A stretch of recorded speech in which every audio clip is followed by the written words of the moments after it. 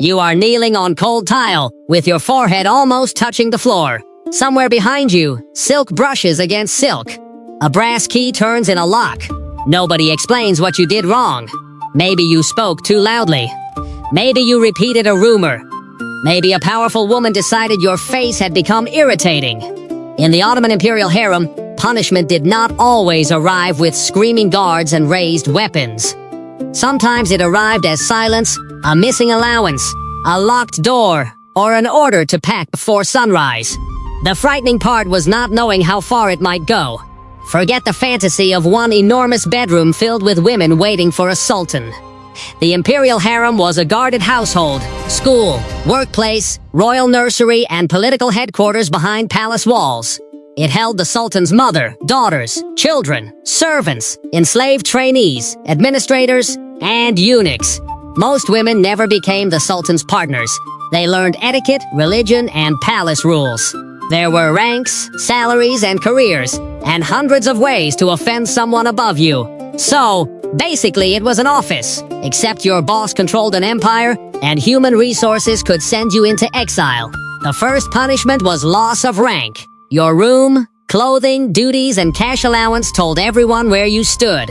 Promotion meant better fabric, lighter work, and perhaps a path toward influence. Demotion meant the opposite.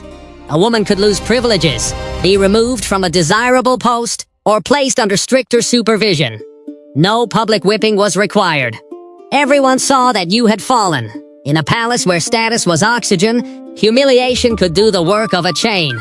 The rules were not always written somewhere convenient. You learned them by watching older women. Stand correctly. Speak carefully. Do not enter forbidden rooms. Do not approach the sultan without permission. Do not carry private messages. Do not steal. Do not fight. Most importantly, do not become useful to the wrong faction. A broken cup might be forgiven. A secret passed between rival households could destroy you. The palace loved etiquette because etiquette made power look clean. It is easier to ruin someone when you call it discipline. For lower-ranking women, physical punishment was possible, especially for theft, violence, repeated disobedience, or serious breaches of order. But the evidence is uneven, and later European writers loved turning the harem into a private torture carnival. That image sells paintings and dramatic stories. It does not always match the records. Beatings and confinement existed in Ottoman households, but there was no single official menu saying, "Break Rule 3. Receive exactly 12 lashes."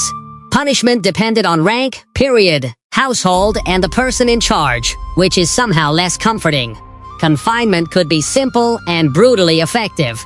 A woman might be kept to her quarters, watched closely, denied contact, or separated from allies. Imagine days behind carved screens, hearing footsteps but never knowing who is speaking about you. You are surrounded by people, yet, politically, you no longer exist. This was not necessarily a dungeon with chains and rats. The palace had a more elegant method. It could leave you in a beautiful room until everyone important forgot your name. Then came removal. Women who completed palace service were often freed, supported, and married into households connected to the court. That was a normal career path, not a punishment. But being expelled suddenly, transferred, married off without the future you expected, or sent away from power could feel like social execution. One day you are inside the empire's most important household. The next you are luggage in a covered carriage. You are technically free, which the palace may consider a generous ending. Your opinion is not required. For women tied to a dead or deposed sultan, the old palace in Istanbul could become the final destination. Later storytellers sometimes describe it like a filthy women's prison. That is misleading. It was a royal residence with servants, income, and its own hierarchy. But it also removed women from the active court at Topkapi. When a new sultan came to power, the previous ruler's household could be moved out. The message was polite but clear. Your season is over. You may keep your jewels. Please stop influencing the government. This happened to powerful women too. Safiye Sultan, once the formidable mother of Sultan Mehmed III, was sent to the old palace after her grandson Ahmed I took the throne in 1603. She was not thrown into a cell.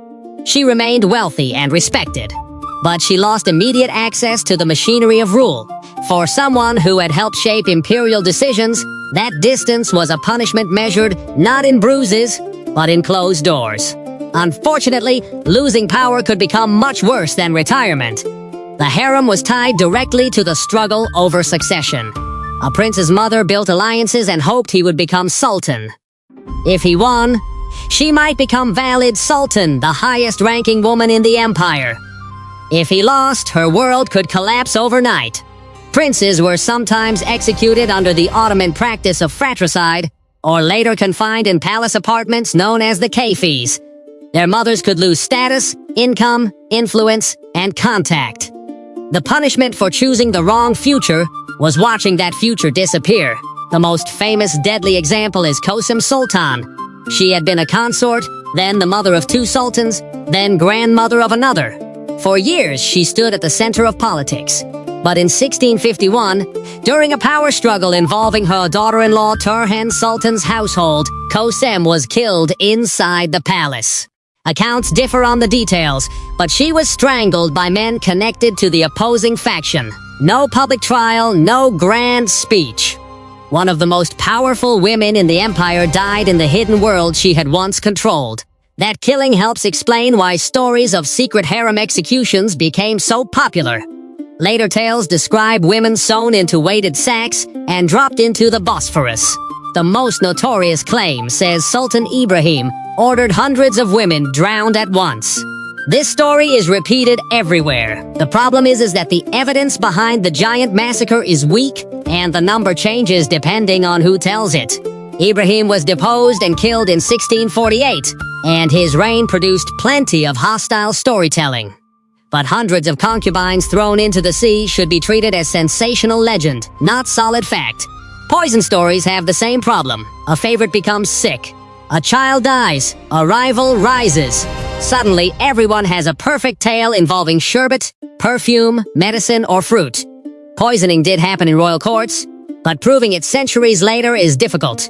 Illness, infection, childbirth, and bad medical treatment killed constantly. In a palace full of suspicion, natural death rarely stayed natural for long.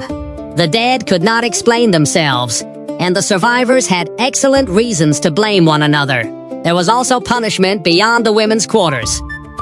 The eunuchs managing the harem were enslaved men, many taken from Africa and castrated before reaching the Ottoman court.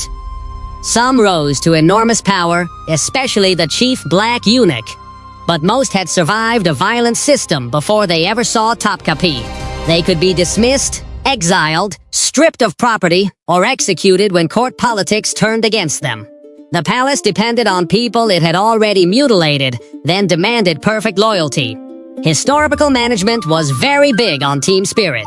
So what was the darkest punishment hidden in the Sultan's harem? It was not one legendary machine or a secret room designed for theatrical cruelty. It was uncertainty. Your safety depended on rank, favor, obedience, alliances, fertility, and the mood of people above you. The same palace could educate you, enrich you, free you, marry you well, or erase your future before breakfast. The walls were covered in blue tiles. Fountains softened private conversations. Perfume hid the smell of crowded rooms. Music drifted through courtyards where women studied, worked, competed, raised children, and waited for news. From outside, it looked like luxury. From inside, luxury was simply the decoration placed around absolute power. And absolute power did not need to shout. Sometimes it only had to turn a key.